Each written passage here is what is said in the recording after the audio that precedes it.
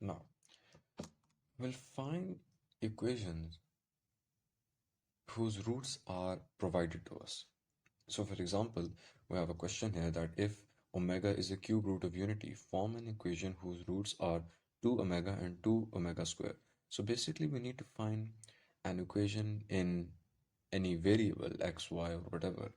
We'll find an equation in any variable that will basically give us 2 omega and 2 omega square as its roots.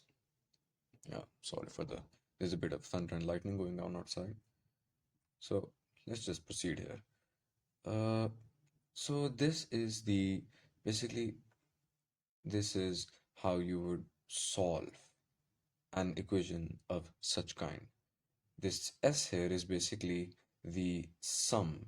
Let me just say, the S here is basically the sum of roots, and this P here, basically the sum of roots here is 2 omega plus 2 omega square, and the P here is the product of roots, and that is basically 2 omega into 2 omega square. Now,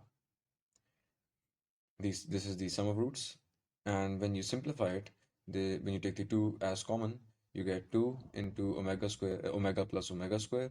And now look at this. This is basically something you'll have to remember. 1 plus omega square is equal to 0. Now, there is a solution, there is a proof for this, but we're not really concerned with that, so just go with it.